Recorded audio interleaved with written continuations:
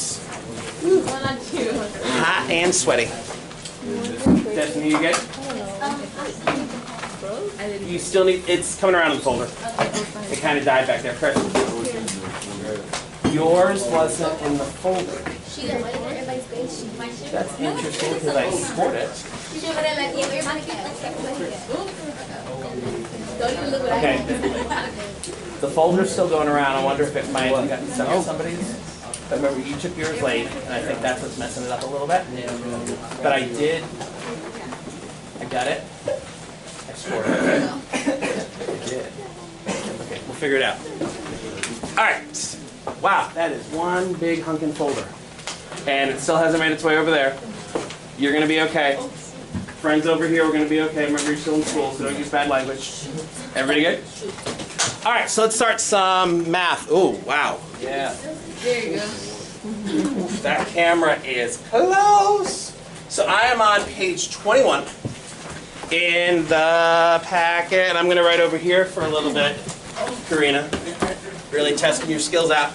What I want to talk to you guys about today is properties of the definite integral. And a lot of these you're just going to discover because you're super smart human beings. And some of these I might just have to tell you. But before we get into properties of the definite integral, I just want to talk to you about what does it mean for something to be a property. Or you might use the word identity. A property is something that is always true. So stay with that thought for a second. For example, is the following statement a property of numbers? When you multiply two numbers together and you get 0 for the answer, one of the two numbers has to be 0. Think about that for a second. Does that have to be true? When you multiply two numbers together and you get 0 for an answer, number over here, I multiply them together and I say, hey, guess what, Daisy, you get 0. What do you know for sure? One of the two of them has to be 0. This one could be 0, this one could be 0. Could they both be 0? Yeah. They could both be 0, right? That's a property. It's like the 0 multiplication property. We're good there. Okay? Is this a property? When you multiply two numbers together, the answer always gets bigger. No. Diego? I say no because if you multiply -2 with 2, it'll be -4. So -2 and 2 is -4, which is less than the -2 and the +2. So what you just gave me, the fancy word for that is a counterexample. Everybody okay with that? Yes. It's not a property because it's not always true. Now, is it sometimes true? Yeah. Like 3 times 5 is 15. 4 times 9 is 36. If I ask my 9-year-old daughter tonight, hey, honey, when you multiply two numbers together, does the answer always get bigger? She's going to say yes, because that's what she knows. My 13-year-old will then make fun of her, because in 8th grade she knows these things not to be true. We're good? All right. Is this a property? The absolute value of a number is always greater than 0. Yes. The absolute value of a number is always 0. Yes. Oh! The absolute value of a number is always greater than 0. Yes. That's true. True? Yes. One more time, how many guys? That's it. The absolute value of a number is always greater than 0. Andy, do you have a counterexample? An absolute value of a fraction? The absolute value of a fraction, like a half, is that greater than 0? Yeah. Yes. Paul? What about the absolute value of 0? The absolute value of 0, you wish it didn't exist. The absolute value of 0 is? 0. So is it a property of absolute values that the absolute value of a number is always greater than 0? No. Okay? Is this a property of absolute values? The absolute value of A plus B is equal to the absolute value of A plus the absolute value of B. Yeah. True. That was expected. If it's true, you're saying it's true all the time. No. And some of you just shrug your shoulders and you think, I don't know. If it's not true, all I need is one counterexample. One instance, one pair of numbers where this doesn't work. Jackie. Would a negative and a positive number be the same? Give me an example. -3 plus 4 and then and then we compare to the absolute value of -3 plus the absolute value of 4. Is that true? No. Not true. So if this isn't true, is this a property? No. Not a property. We got this? Okay, last one. The square root of x squared is equal to x. Yes. Yeah. No. Yeah. Yeah, I know. The longer I wait, the more likely you are to switch your yes to a no. Just about everybody went with a yes the first time. It is. If this is true, you're saying this works all the time. All I need is one counterexample. Rebecca, you said yes. Okay. Henri. So I put 1. So it's square root. 1 squared is 1. You get 1 equals 1, but then you plug a -1. Okay, so in your first example, you plugged in 1 and it seemed to work. Yeah. And I want to be careful because some of you are like, it's a property. It worked. No. To be a property, this has to work all the time. And then you plug a -1. Are there any instances, are there any examples that anybody in the room can think of? Only one person can think of an example? 2 people, 3 people? Are there any instances when this doesn't work, Floor? Because any negative number. Give me an example. Like -2. Okay, so this says take -2 square and then take the square root. Run it through, what happens? So the square root of -2 squared is 4. Yeah. And then it's just be +2. Okay, so you get the square root of 4 and the square root of 4 is 2. Is that -2? No. No, it is not equal to -2. So this is not a property. Are we okay? Now Rebecca, I'll play back the film and you can see that you actually said yes. All right, so here's the thing. All these math notations have some properties and some things that you're going to think are properties, and you got to be really careful and know the difference. Karina, we're going to film up here. All right, so now we're going to switch over to the definite integral, and we're going to do a bunch of these together. We're not going to necessarily do all of them, and I want to see how good your calculus instincts are. Now that we understand property versus not a property. Okay, so this first one, for constants A, B, and C, where A is less than C is less than B. I'm giving you some constraints here. This says that the integral from A to B of f of x with respect to x is equal to the integral from A to C of f of x with respect to x plus the integral from C to B of f of x with respect to x. I want you to take 30 seconds with the folks around you and decide, is this a property, yes or no?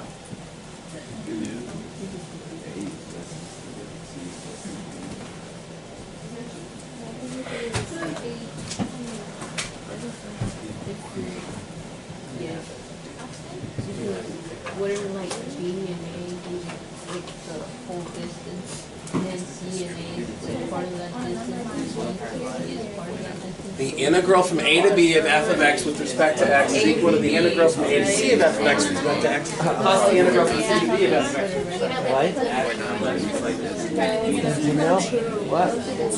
No, Chris, there's did your exam make it 2? No. All right, I'll find it. Isn't B the greatest? Yeah, B is the greatest number, A is smaller. All right, here we go. Time to vote. 27 people, 27 hands. 26, sorry. Don't count Roberto. How many of y'all think this is a property? 1, 2, 3, 4, okay. How many of y'all think, nope, this is not going to be a property? How many of you have no idea how to decide this? Okay. I want to hear from somebody that says this is a property. What's your argument? Why are you thinking it's a property? Karina, get it started. From A to B, like that seems to be like the whole section, That's a whole section. and then the C and A is part of that section plus part of the other section, which is BC. Okay. Okay. Okay. That's what you said. Jackie, I said it was not a property. you said it's not a property. Why? Because so the everything that has on the equal side is AB, like that. Yeah. Plus BC would equal AC. So it's switched around. Okay, things are switched around, so you think it's not going to be a property. Did anybody actually go back to what this means? What does a definite integral mean? It means area, right? So think about what I'm asking you in this first one. You've got some function f of x, and this first one says find the area from A to B. Is everybody okay? That's what this expression on the left is asking you to do. What does the thing on the right tell you to do? It says go from A to C. Where's C? Wherever you want. C is wherever I want, but not really wherever I want. Where is C? In the middle. C is between A and B. So here's C. The first integral says find the area from A to C. That's this guy here. And then do what? Add the area. Add the area from C to B? Is this a property? Yes. Absolutely, this is a property. So, nicely done, those of you that said, I think it's a property. See what you can do with the second one.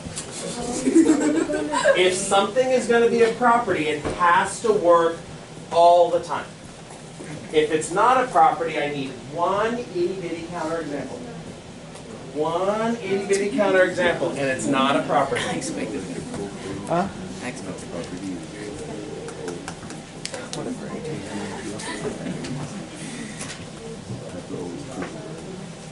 So the integral from a to b of f of x with respect to x is equal to the integral from a to b of the absolute value of f of x with respect to x. If it's true, it has to be true all the time. Because this is the negative. So add nothing, right? Add nothing. It's a negative. A negative. But then we don't know how the function is. We don't know if it's always. All right, friends, time to vote. How many of y'all are going, this is a property? Nobody. Okay, this is not a property. And you think you know why. And where are the friends that just really aren't sure? I can deal with not being sure. Okay, and who are the folks that said not a property? Not a property, not a property. Eval, tell me why you think it's not a property. So the function of x would be decreasing, and if you take the absolute value of that, it would make it. You said if f of x is decreasing, you mean like that? Sure, that would be. Yeah. Okay. If you take the absolute value of f of x, it would make it increase. Or at least. Okay, hold on. What I heard you just say is if you consider this function a decreasing function, and you find the integral from a to b, that will not be the same as if you take the absolute values, because I heard you say if you take the absolute values, a decreasing function becomes an increasing function. Marilyn, help me out. The function sine of x. Okay, so now you get a specific one in mind. Sine of x looks like that. Tell me more. The absolute value would be like it will add up the top and the bottom, but without the absolute value. Wow, now first of all, mind-blowing experience here. Graph of the absolute value of sine of x is not one that I think is a parent function for you all. But what happens? What does this have to look like? This is sine of x. What does the graph of the absolute value of sine of x have to look like? Always like on the top. The only thing the absolute values are going to do is take negative regions and flip them up above the x-axis. So your sine of x graph would look like that. If this is 0 and this is 2 pi, here's 0 and 2 pi, will those areas be the same? No. Sylvia, okay, they're not going to be the same? Yeah. Why? The absolute value has a greater area. The absolute value has a greater area than this one because It's above the this one's above the x-axis the whole time. This guy has some positive area and it has some negative area and it's going to cancel out. So this guy over here is not a property. I think we're good? All right, let's do one or two more. See what you can do at number 3. Right, statement number 3. For all constants, for constants k, the integral from a to b of k with respect to x is equal to k times b minus a.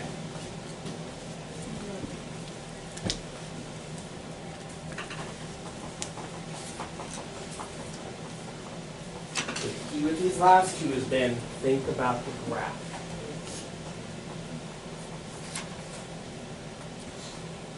The integral from a to b of k with respect to x. K is a constant.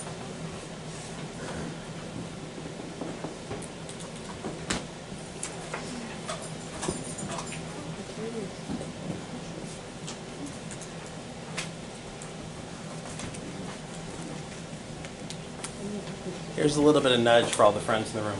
If I asked you to graph the function k, where k is a constant, what does that look like?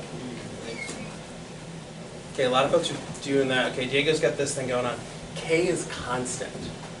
That means horizontal. The y values are not changing. So what I'm asking you to look at here, here's the line y equals k. From A to B. How would I ever find this integral? This integral means area. This is the region. Diego, how am I going to find the area? You're going to find length times width. How long is this? You're going from A to B. What's that length? If this was like 2 and this was 7, you would tell me that that length is 5. How did you do it? You subtracted. So how long is this? B minus A. How tall is it? What's the area? K times. K times B minus A. So property or not? Yes. Property. All right. All right, number 4, I'm just going to tell you. All right, take a look at this for a second. For any functions f of x and g of x, the integral from a to b of f of x plus g of x is equal to the integral from a to b of f of x plus the integral from a to b of g of x. This is true. This is a property. Basically, when I see this one, I kind of look at it and I think like I'm distributing that integral sign to both functions. It's area. We're adding up the areas. That one's going to be true. So statement number 4 is a property. We're going to do 1 or 2 more together, and then we'll see what you guys can do with this. I'm interested in statement number 6. We'll look at 6, 7, and 8.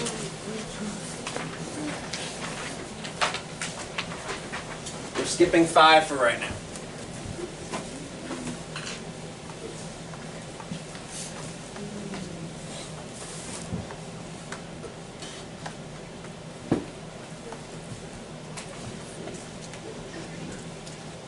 Integral from a to b of f of x with respect to x is equal to the negative of the integral from b to a of f of x with respect to x.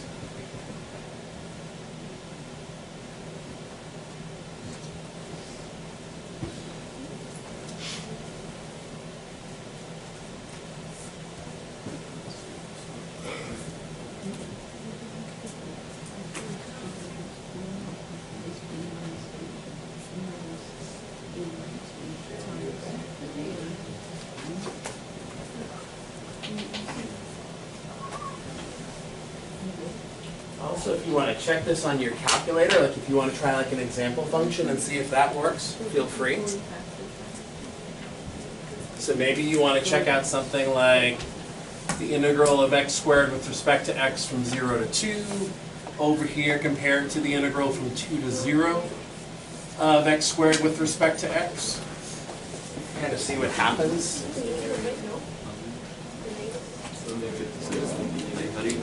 You guys get to decide if this is proper.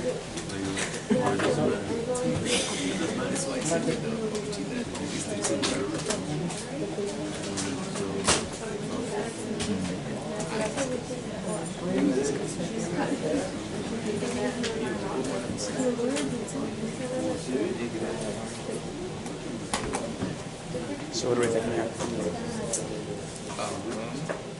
Property, not a property. Not a problem.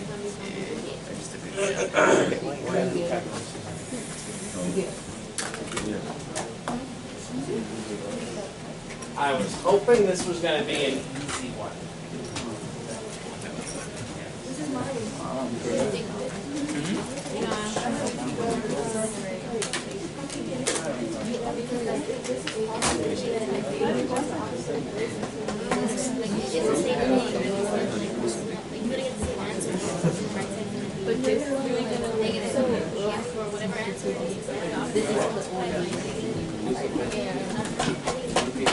Okay, if you did this example, I think you can do the integral from 0 to 2, you get 8/3. Over here, you get negative 8/3.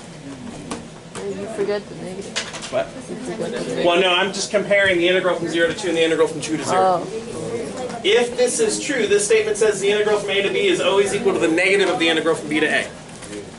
Now, based on this one example, don't decide property or not a property. Right? In order to be a property, how often does it have to work? All the time. All the time. You have one example of a time when this works. That doesn't mean a property. If it didn't work, you'd say, oh, it can't be a property. So my question to you is, does this always work? Yes. And if so, why? I thought this would be easy because we've actually talked about this once before. 3 people? 4 people? This guy over here says, find the area under the curve f of x from a to b. This guy here says, find the area from b to a. Marilyn, what's going on here? The first one we're going from A to B, so that's positive, because we're going from left to right. Okay, in the first one, if this is a and this is b, we're going from left to right, we're going to get a positive answer. In the second one, And the second one, we're going from right to left. So you're going from right to left, so what happens? negative. Right, if you go right to left, you actually have the opposite area. So this guy is a property. The nice thing is your calculator knows that that's true, and so if you check it on your calculator, that works. All right, property number 7, or statement 7. For any function f of x, the integral from negative a to a of f of x with respect to x is equal to 2 times the integral from 0 to a f of x with respect to x. I'm going to shut up and let you guys play with this one for a little bit. So when it has a negative, right, you raise it from right to left.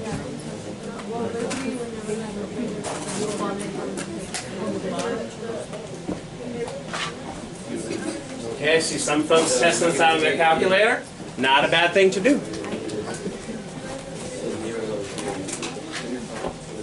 Attach the leg over 2 times would be the original. I see so you go from. You say it's true. I think it's an awful if we go from like. Okay, trust your instincts on this one. Is it true that the integral from negative a to a is equal to double the integral from 0 to a? How many guys are going to get this it is a property? How many guys are going to say it's not a property? Okay, let's try that one more time. That neat number needs adds up to 26. Statement number 7. For any function f of x, the integral from negative a to a of f of x with respect to x is equal to 2 times the integral from 0 to a f of x with respect to x. How many of you are saying that this is a property? This is going to work all the time. I see Sylvia, I see Henry. Okay, how many of you guys are going to say, no, this is not a property? You can think of at least one example. There's 1, 2, 3, 4, 5. And how many of y'all really aren't sure? Okay, thank you for the honesty. If I draw any function at all, any function, I don't know, there it is. Here's f of x. I'm going from negative a to a. Imagine like negative 5 to 5. Negative 10 to 10. Here's a. Here's negative a. I'm looking for that area. Is it going to be equal to 2 times the integral from 0 to a? Oh no. If I just look here to here, is that going to be double? No. Does it have to be double? No. You seem pretty convinced it doesn't have to be true. So this is not a property. See what you can do with number 8. What I'm hoping for is some like, you're developing your instincts, you're developing your gut. Huh? No, it's not the same thing. You're not tripping, and neither am I. These are not the same. If you read carefully, they're not the same. It's true. Even We're looking at the wrong. We're looking at the right one. Oh, okay, yeah, that's why we were right. For those of you that are having a brain fart and you're like, what does even mean? Even means you have y-axis symmetry. Ooh. Examples of even functions? Sine. Sine of x, not an even function. X squared is an even function, the parabola. Other parent functions that are even. X. No. No, not x. Squared. Oh, what we did? X squared, we just did. Absolute value of x. Even. Y-axis symmetry. Here's the y-axis. Absolute value of x. Absolute value of x is even. How about a trig function that's even? Trig function that's even. You might want to get your parent function survival guide out. No. Arctan is not even.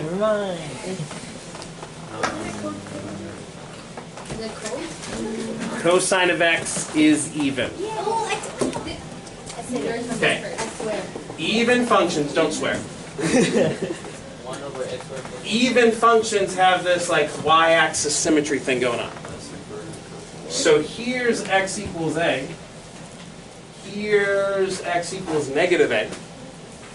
The first statement says find the area from negative a to a. The second one says just find the integral from 0 to a and double it. Are those the same? Yeah. As long as you have an even function, you have y-axis symmetry, this is always going to be true. So we've got a property. All right, and just for completion, statement number 5 is also a property. What statement number 5 is saying, you get the integral from a to b of a constant times a function. That's going to be the same as the constant times the integral. What I like to think about this one allows you to take that constant and factor it out in front of the integral. For the sake of time, we're not going to have the conversation right now. But that's one of the other properties. You don't need to memorize the properties. What I'm hoping for is some like math instincts working your way here. So let's see what we can do. We've got about 13 minutes. We need the cups out. Whoever is the tallest person in the group, you're in charge. Let's start all the cups on green.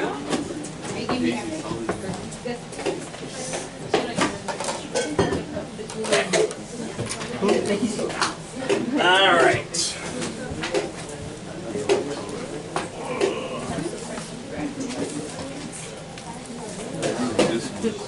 All right, page 23. Here's the setup. You're given the information that the integral from 0 to 1 of f of x is 4/3, that the integral from 1 to 2 of f of x is 7/3, and the integral from 0 to 3 of f of x is equal to 7. Find the values of the following integral expressions. I've not given you a graph. I've not given you a function. I just want to see, use your mathematical instincts here. Based on the information you've got, what's the integral from 0 to 2? We'll talk in a minute. Well, you can't be on red. You guys haven't even started thinking yet.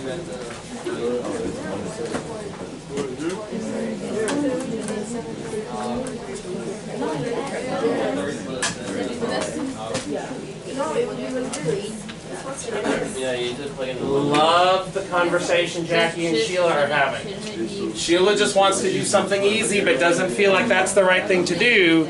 Jackie's about to explain why she can do this easy thing. Yeah, so it's like it would be this. And you have 2. Yeah, that's what I'm saying. Like,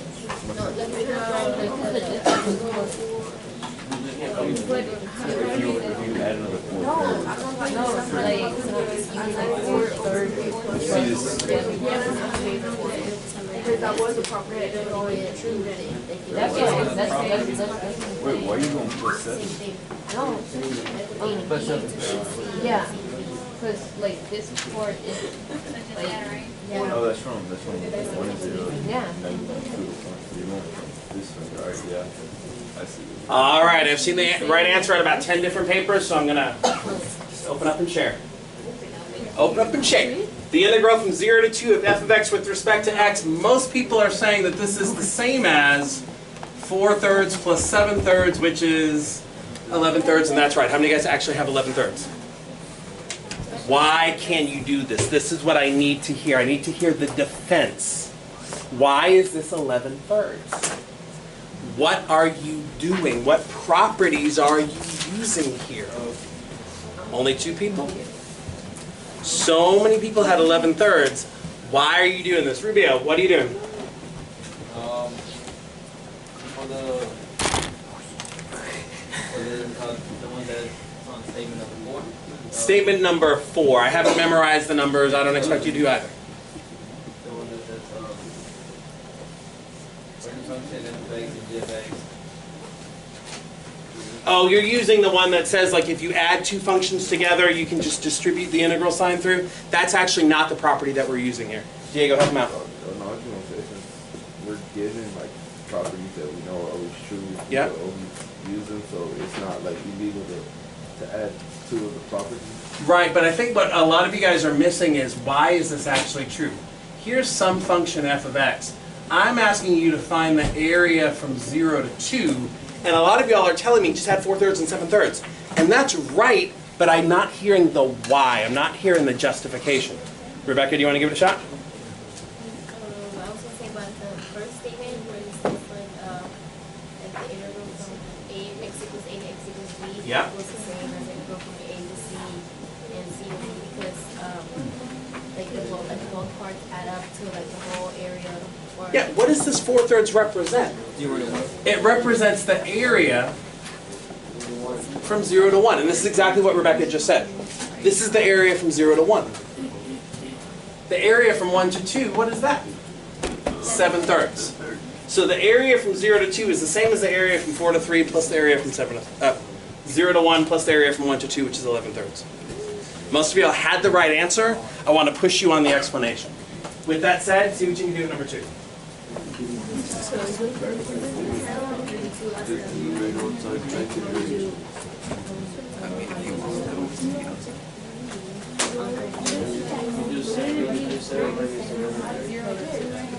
yeah, but like and then you have 0 to 3. Yeah, you don't do all of them. You have to. 0 to 2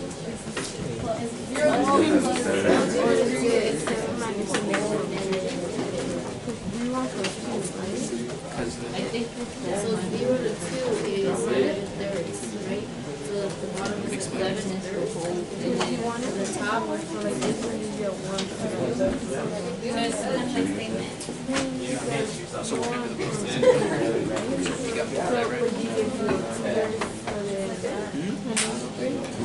Smart and good looking. Just like me and Mr. Harper. And Adrian as well. Okay, the popular answer seems to be 7 minus 11/3, which is 10/3. Why? Why? Sylvia? Because you have to subtract 7 minus 11/3 because What does the 7 represent? from 0 to 3.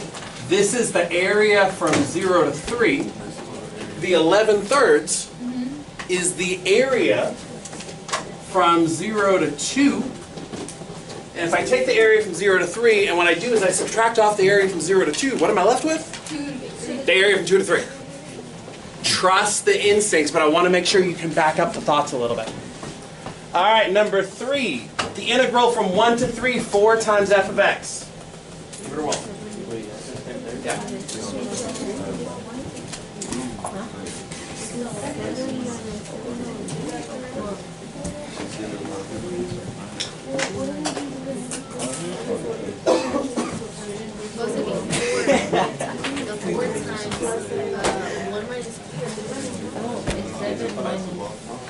The 4 times 1 minus 2.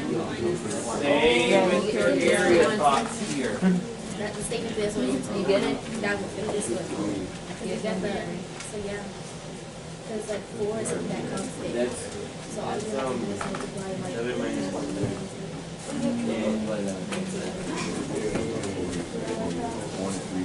All right, here's the nudge. We really, that 4 is a constant that you're multiplying by. You can pull it out front. What I need to know is what's the area from 1 to 3? Paul, what are you thinking there? Okay, 7 minus 4/3, and then all that gets multiplied by 4? Yes. But I want to hear, what does the 7 represent? It's the area from where to where? From 0 to 3. What does the 4/3 represent? Area from 0 to 1. The area from 0 to 1. Take the area from 0 to 3, but subtract off from that the area from 0 to 1. What are you left with? The area from 1 to 3. And then you multiply everything by 4. Which I think, if you do this right, is 28 minus 16/3, which should be 68 over 3. All right, super smarties. 4 and 5. Get 16.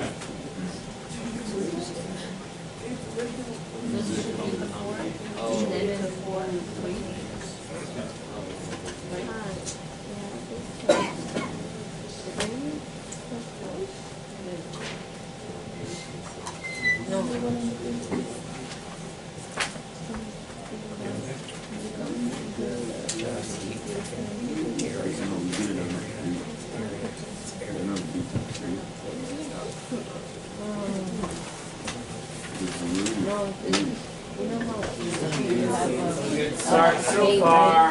Now we have a 5. 30. Why would it So what?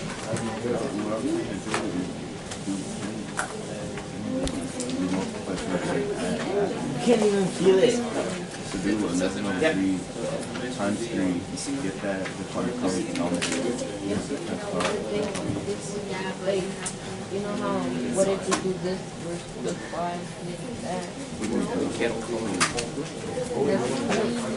The most popular wrong answer looks like this one. 4/3 plus 7/3 times 3 plus 5. I just saw that on like 6 different papers. Most popular wrong answer. Here's a little bit of a nudge. We've got this property that says you can take the integral and distribute over addition. Which means that this is the integral from 0 to 2 of 3 times f of x plus the integral from 0 to 2 of 5 with respect to x.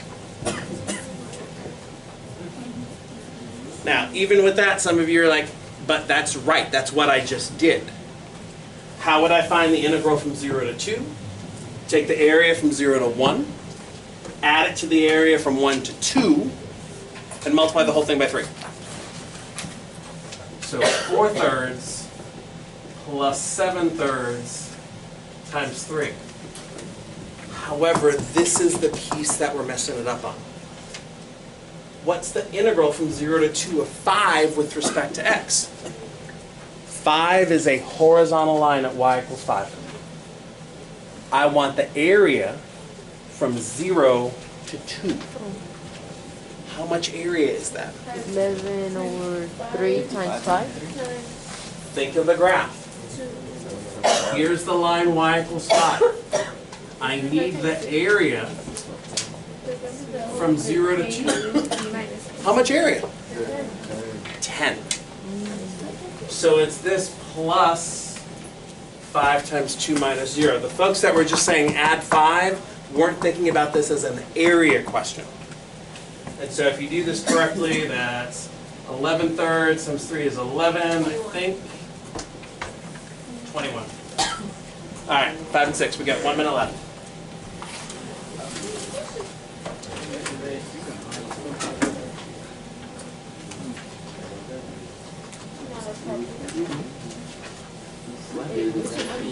What? What? You heard me. If it's 5, What do you mean? What do you mean?